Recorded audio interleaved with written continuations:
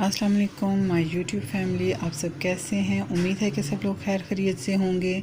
आप ये बहुत ही मज़ेदार से बन्स देख रहे होंगे। ये बर्गर बन्स हैं जो कि मैंने घर पे बनाए हैं, बहुत ही आसानी से और बहुत कम बजट में बनाए हैं। तो आज इसकी रेसिपी मैं आपके साथ शेयर करती हूँ। तो चलिए बनाना स्टार्ट करते हैं। यहाँ पे मैंने लिया है 2.5 कप जो है वो मैदा। ये फ़ाइन मैदा नहीं है जो हम लोग घर में वाइट आटा यूज़ करते हैं, ये वो है। क्योंकि मुझे आज थोड़े से ज़्यादा बनाने थे, क्योंकि बच्चे बहुत ज़िद कर रहे थे बहुत दिनों से कि ये बनाएं। पहले भी मैंने ये चीज़ बनाई हुई है, लेकिन दोबारा मैं इसको रिपीट कर रही हूँ एक नए स्टाइल से। तो आप ज़रूर ट्राई कीजिएगा इनको, ये बहुत मज़े के बनेंगे। ये 2.5 कप मैंने डाल लिए थे, इसको छान लिया था। ये पहले से छान के रखा हुआ था, लेकिन फिर भी मैंने कहा कि दोबारा से एक दफ़ा इसको छान लूँ कि मौसम आपको पता है सावन का है, तो कोई ऐसी वैसी चीज़ बीच में कीड़ा वगैरह ना हो, तो इसलिए मैंने दोबारा बेहतर समझा इसको छानना। तो यहाँ पे मैंने लिया है जी ईस्ट, और ध्यान रखिएगा कि आपका ईस्ट बिल्कुल फ्रेश होना चाहिए, क्योंकि अगर वो पुराना होगा तो आपकी डो राइज़ नहीं होगी। तो 1 चम्मच मैंने ईस्ट का लिया था, 1 ही चम्मच मैंने बड़ा लिया है चीनी का, और 1/4 चम्मच मैंने लिया है नमक का। और इन तमाम जो ड्राई इंग्रेडिएंट्स हैं मेरे, इनको सबको मैं अच्छे से मिक्स कर लूँगी पहले, ताकि इनमें ना कोई भी मतलब चीज़ जो है तो एक जगह पे इकट्ठी ना हो जाए। जब हम पानी डालें तो पहले से ये ड्राई मिक्सचर में मिक्स हो जाएं अच्छे से। नीम गर्म पानी के साथ मैं अब इसको डो को गूँध लूँगी। आपको ये बिल्कुल नहीं देखना कि डो के लिए हमें जी बटर चाहिए, हमने इसको दूध के साथ गूँधना है, हमने इसमें अंडा डालना है। जो आपके घर में मौजूद हैं चीज़ें, आप उन तमाम चीज़ों से बना सकते हैं। क्योंकि आपका क्या ख्याल है कि जहाँ पे हम लोग खाने जाते हैं पिज़्ज़ा वगैरह या ऑर्डर करते हैं, तो वो सारा कुछ जो उनकी डो होती है, तो क्या मतलब वो लोग दूध में गूँधते हैं? ज़रूरी नहीं है। जो बहुत बड़े होटल्स वगैरह होंगे उनमें भी होता हो, लेकिन ये जो हम लोग ऑर्डर वगैरह करते हैं तो ये सिंपल पानी से गूँधा जाता है। तो यहाँ पे मेरी डो जो है तो वो गूँध चुकी थी। तो इसमें मैंने डाला 1 चम्मच घी डाला है, जो हम नॉर्मल घर में यूज़ करते हैं, मैं पराठे बनाने के लिए यूज़ करती हूँ, वो घी डाला है। इसको पहले मैं मिक्स कर लूँगी इसी में बाउल में। फिर अच्छे से काउंटर को साफ़ करके इस पे मैंने डाला है 1 चम्मच दोबारा से घी। इसको फैला दूँगी अच्छे से। और यहाँ पे हमने अपने आटे को अच्छे से मसल के रखना है। तकरीबन 5 मिनट मुझे लगे हैं इसको मसलने में, क्योंकि जैसे ही इसके अंदर जो चीज़ें हैं वो तमाम इंग्रेडिएंट्स मिक्स हो जाएंगे, अच्छे से वो हो जाएगा, तो उसके बाद हमने इसको राइज़ होने के लिए छोड़ना है। ये देखें, आप चाहें तो हथेली से भी ऐसे गूंद सकते हैं। बाज़ लोग जो हैं तो वो पटक पटक के मार रहे होते हैं इसको काउंटर पे, तो मैं ऐसा बिल्कुल भी नहीं कर रही हूँ। मैं इसको हथेली के साथ ऐसे मसल के गूंद रही हूँ। तो 5 मिनट मैंने इसको गूंदा है, ये देखें। तो अब भी इसको मैं रख दूँगी दोबारा उसी बाउल में राइज़ होने के लिए। ठीक है, थोड़ा सा अब इस पर मैं घी भी लगा दूँगी दोबारा से, ताकि जब ये फूले तो निकले ना, चिपके ना इसके साथ। तो अब इसके ऊपर मैं एक प्लेट से इसको कवर कर दूँगी। कवर करने के बाद आधे घंटे के लिए इसको मैं छोड़ दूँगी, क्योंकि गर्मी का मौसम है तो जल्दी ये राइज़ हो जाता है। यहाँ पे मेरे पास जी 4 पीस पड़े थे चिकन के, तो इसमें मैंने पानी डाल के बॉईल होने के लिए रख दिया है इसको। और साथ में इसमें डालूँगी 1/2 चम्मच नमक का। ये देखें, चिकन जो है तो 5 मिनट में बस बॉईल हो चुका था। वैसे भी मैंने इसको श्रेड करना था, तो मुझे नॉर्मल सा ही बॉईल चाहिए था। ये देखें, मैंने बॉईल कर दिया। अब इसको निकाल लूँगी। ये देखें, डो भी हमारी राइज़ हो चुकी है। ये ना जो हमारा बाउल है इससे बाहर आ रही थी।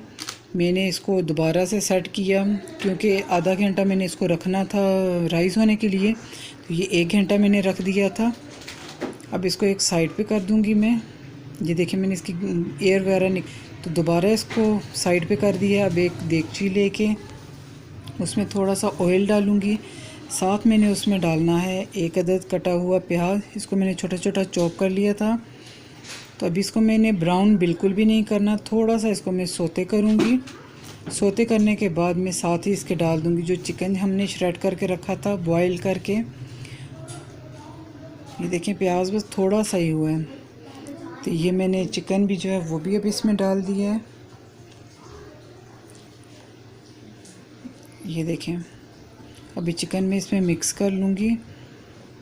चिकन को भी हमने ज़्यादा देर नहीं पकाना, क्योंकि वो ऑलरेडी पका हुआ है, तो इसको हमने सिर्फ बस ये हमारा समझे कि ये जो हमारी स्टफिंग है 5 मिनट में बिल्कुल रेडी हो जाएगी।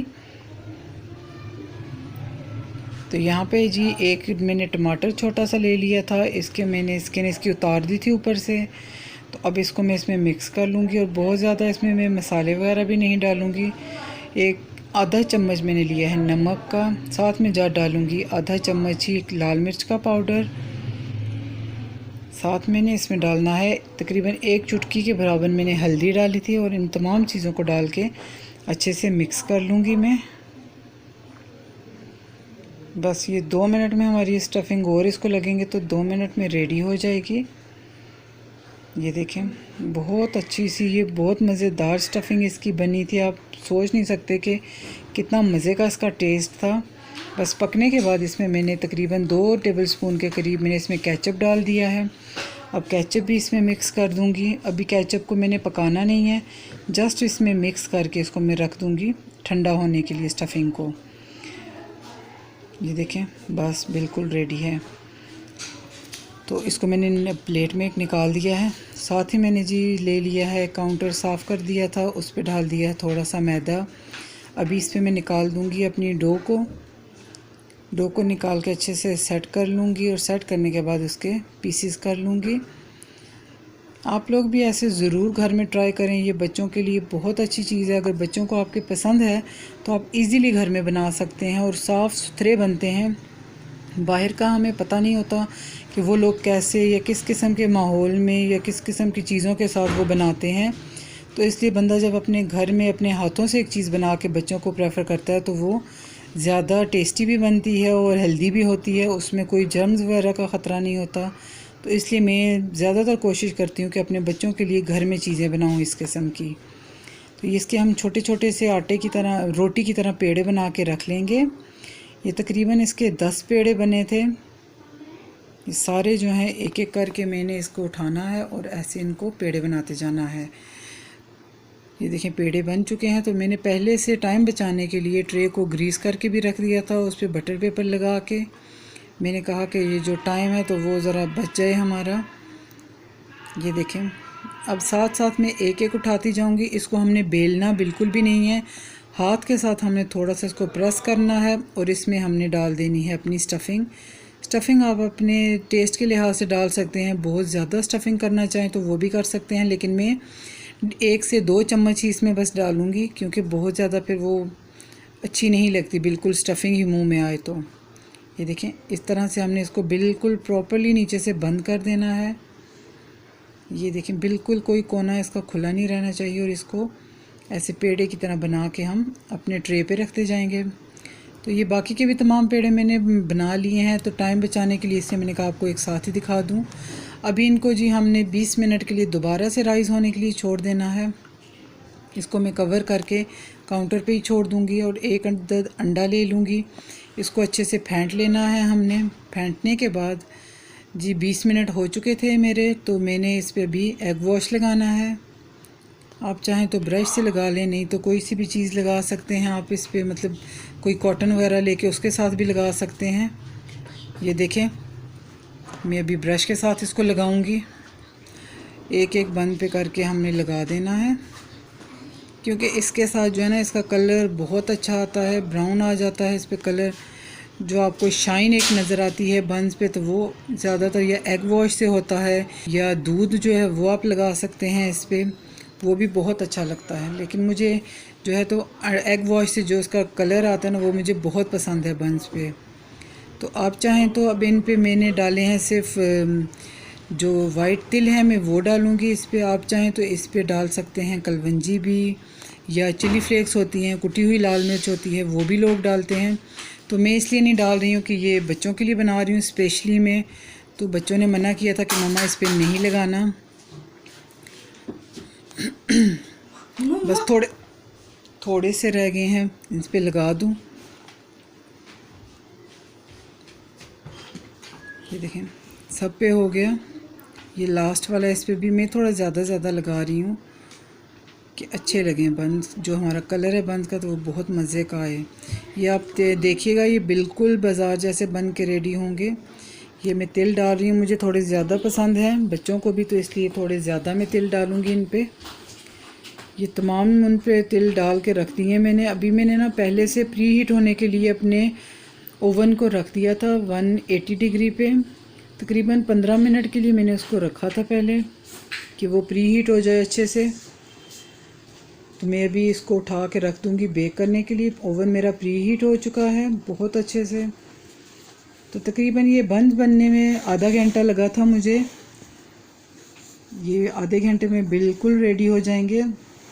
तो आपको मैं एक ही मशवरा दूंगी कि आपने अगर कभी भी कोई चीज़ बनानी है तो पहले फुल रेसिपी देखें उसकी, अच्छे से उसको गौर से एक एक चीज़ अपने पास कंप्लीट करके उसके बाद बनाना स्टार्ट करें। क्योंकि कोई भी चीज़ अगर आप स्किप करेंगे तो वो जो चीज़ है आपकी वैसे रेसिपी मुकम्मल नहीं होगी। तो ये देख लें, आधे घंटे में हमारे घर के साफ़ सुथरे हेल्दी बंस बन के बिल्कुल रेडी हैं।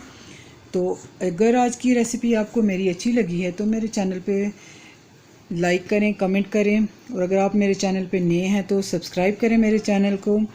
और मैं इंशाल्लाह एक नई वीडियो दोबारा से आपके लिए लेके आऊँगी। और व्लॉग्स भी मेरे हैं, वो भी आप ज़रूर वॉच किया करें। तो इंशाल्लाह एक नेक्स्ट रेसिपी में दोबारा आपसे मुलाकात होगी। तब तक के लिए मुझे इजाज़त दीजिए। अल्लाह हाफिज़। अपना बहुत सारा ख्याल रखिएगा।